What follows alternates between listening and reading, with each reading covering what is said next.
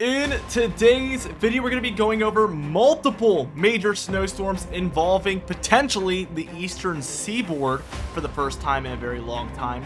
We're also going to be going over severe Arctic air in a polar vortex that is making its way into the United States. Real quickly, let's talk about my consulting company, Prestige Weather. We're closing out an amazing year with so many happy customers. If you're looking for more than the generic hourly or daily forecast that can be so frustrating and very broad, look no further than Prestige Weather. We help out individuals and businesses alike. If you're an individual looking for better, more accurate, and direct weather information, be sure to subscribe to our standard package. That's only $4.99 a month. You get early access to direct weather, seasonal, and monthly forecasts, also weekly one-on-one calls with us talking about the weather, and regional forecasts catered to your area. If you're a business, organization, or event manager, be sure to email us at prestigeweather@gmail.com or use the sign-up sheet on our website business section. We would love to work with you. We've been helping out so many businesses, organizations, and events just like yours plan for the weather ahead. We offer consulting calls, texts, and emails catered to your exact location of need. We will be on standby during your job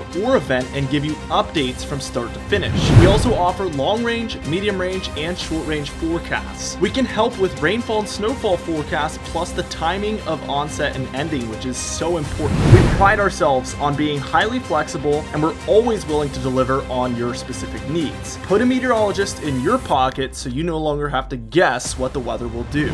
Let's go ahead and dive into things. We're going to be talking about storm number 1, which is ongoing today into tonight. So we see that one here. Just a little bit outdated. Let me get this perfectly up to date for you guys here. And by the time we're taking a look at about the time this video is coming out, it's going to be located very, very close to Chicago.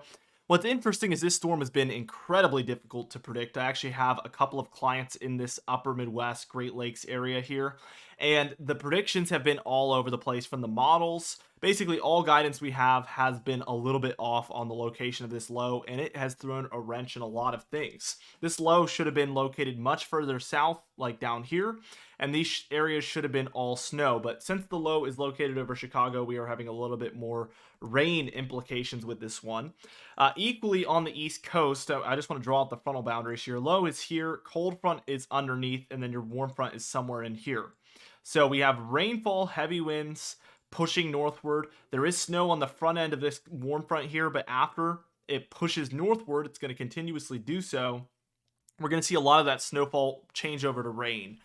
So a lot of areas are seeing some flakes. That is going to basically subside, and we're going to see rainfall wash that away over time. Another thing, as we continue on, this is going to be during the overnight of Saturday. This is like maybe 3 to 5 a.m. time frame. We do have a secondary low developing offshore of the East Coast here, a 997 millibar low pressure center with heavier snowfall for the Adirondacks, Green Mountains, and White Mountains. Those are the 3 mountain ranges that have the best chance for actually seeing accumulating snowfall that does not wash away from the rain. I do suspect we will still see some rainfall mix in eventually, but obviously with the higher elevations, we're going to see that snow last just a little bit longer, stick a little bit easier, and likely going to see some of that retained at the end of this storm. By this point as well, we see our primary low here is a 975 millibar low pressure center, and it's still bringing some light to moderate snowfall for the Great Lakes and upper Midwest area here. This all gives way to extremely cold temperatures in the United States. Your jet stream is doing something like this by this point, but the severe cold is within this inner circle that I'm drawing here. This is where we're seeing sub-zero temperatures for a lot of areas. Wind chills well into the negatives, 10 or more degrees below freezing here, or below zero, better yet, here in these areas. We also see storm number 2 moving onshore to the west here. We see it's 1,002 there coming onshore of Oregon State there. We're seeing a lot of heavier snowfall for the Cascades, Sierra Nevadas, and the Rockies as a result of this system, so it's pretty impactful. And as we keep kind of going through, we see a lot of this energy doesn't make it over the Rockies. It kind of fizzles out over this area. I'm going to draw that as fizzling out. It hits the mountains and really does not make it through. But we see a lot of the energy transfer down to the south here and begin to develop as a little bit of a wintry storm here for the deeper south central states like Oklahoma, Texas, Louisiana, Arkansas, and Missouri here, as you can see. Meanwhile, the jet stream is still doing this deep dive into the east. We still see very potent cold air located over these areas. It's going to be a very, very long-term polar vortex event. We did upload a video to our Direct Weather 2.0 channel yesterday regarding this polar vortex for the most part, going over those temperatures. So if you are curious about that, you can check it out. There is a link to that channel in the description and pinned comment down below for a little bit of some additional content regarding those temperatures. Now, as we keep going, we see the storm does slowly but surely develop. You know, oftentimes with a major winter storm, you would like to see a low coming together in here somewhere, but we're really not seeing it. We have ample moisture. The jet stream pattern is perfect for a storm, ripe for a snowstorm in these areas here, but we just do not see this low really develop. So I'm looking at more of a minor to moderate snow event with this one, is my current expectations, just because we do not see that low come together. But I will say we do have ample moisture from the Gulf entering into this jet stream, and that is going to lead towards wintry precipitation for somebody. This is Tuesday morning time frame, and on this particular model, we will take a look at another one in a moment that has a little bit of a different perspective. We see some lower pressure offshore of southern North Carolina, but it's not severe by any means, and we're seeing much more of a lighter snowfall event for some of the Ohio Valley, Mid-Atlantic, and the Northeast here. As we keep going towards the afternoon on Tuesday, the 16th here, what we end up seeing is that this low finally does develop into a little bit of something here. 1,003, pretty well offshore, and really we're seeing extreme coastal New England benefiting the most in this solution. States like Rhode Island, Connecticut, Massachusetts, and Maine seeing the most out of this. If we see any trends to the west, expect a much snowier solution. The cold is here. The cold is here. Don't get it twisted. The storm is just too far to result in that snowfall. But if this storm does trend west, we're looking at a much snowier solution for this black circled in area. If it trends further east, what we're going to be having the problem of is if anybody's going to see snowfall here on the northern end of things, because that low would just be too far offshore. This is the balance of things that make this so tricky. And we're going to, of course, keep you guys updated daily, especially regarding this storm, among other things. But I will say the pattern is absolutely perfect. We have this positive P&A setup out west, deep diving into the south central states, and then we have this cold air setup here over a majority of the eastern states, as you can see, and it is quite brutal still by that point. Now, the interesting thing is that storm moves out. We get a little bit flatter with the jet stream, moving something like this, and this is going to lead towards some below normal temperatures in here. Pretty marginal, okay, it could be pretty far below normal, but nothing like that polar vortex. And we actually see a little bit more seasonable weather underneath here. Very, very close up and down the eastern and central states to what is your normal, your climatological normal for mid-January here by the time we're reaching the Wednesday, Thursday time frame. I will say that we do have another storm on the horizon here for the Northwest. We're seeing, again, the Cascades. Again, the Rockies here, seeing some snowfall as a result of all of this. That storm deep dives down. Meanwhile, we have this cold air mass trying to make its way southward, and this is pushing colder temperatures further and further south. And look at this, we're getting another potential wintry event as we approach the 20th here for these eastern states. Certainly a lot of implications there as we move forward. As you can see, this low actually comes together quite nicely offshore of the Mid-Atlantic and the Northeast. And we're seeing a little bit of a heavier snowfall event as a result of this. Ohio, West Virginia, Virginia, Pennsylvania, Maryland, D.C., Delaware as well, into New Jersey, and likely into the Northeast after this point.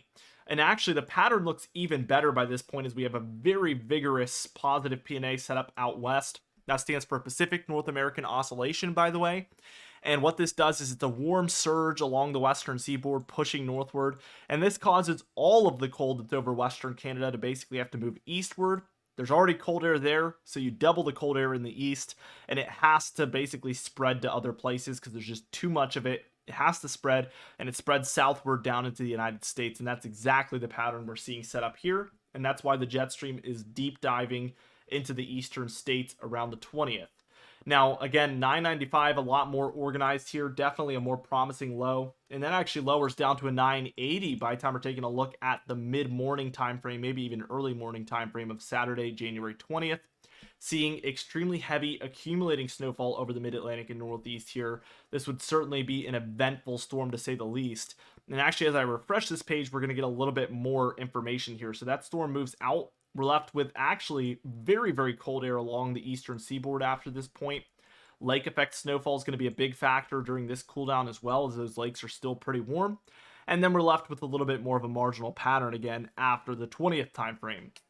Between now and the 20th, though, we are on a conveyor belt of activity here in the central and eastern states, as you can see, with multiple upcoming snow events. Let's move on to our GFS model here. We get past storm number 1. Storm number 2, we get a little bit more organization offshore of the Carolinas here. And I want to say this low lingers a little bit more. So it's not moving out as quickly as we saw in the European model. And it's also therefore able to intensify while it's still pretty darn close to the East Coast there. And this is going to lead towards a snowier solution. So we'll watch this happen.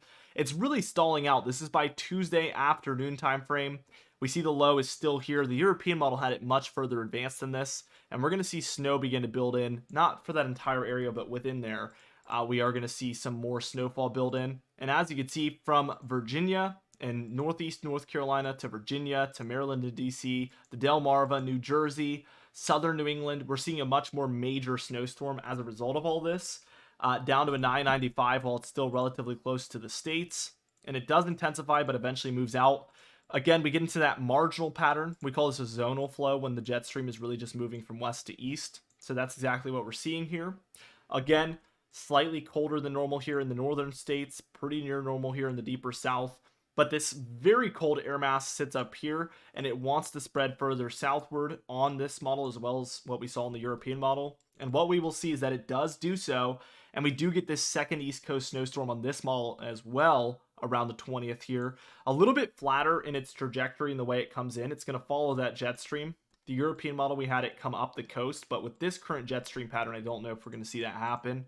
And yeah, it kind of just slides off the coast, but we still see some mid-Atlantic and northeast snowfall. And again, similarly to that European model, we get extremely cold air here over not the central states, not the eastern half, but really the eastern states here. The heart of this cold is located over Virginia, Maryland, Pennsylvania, New York, Ohio, West Virginia here. That is where the heart of this is located. So it is really, really the most potent part of it located over the eastern eighth of the nation, not just the eastern half here. So certainly a very cold air mass for them if that does verify. We get a little bit more extended range here. Nothing too snowy in the future. I want to keep in mind, and I want you guys to keep in mind that beyond that 10-day mark here, which we just took a look at days 10 through 15, you want to take that with a grain of salt, as there's a lot of uncertainty during that time frame.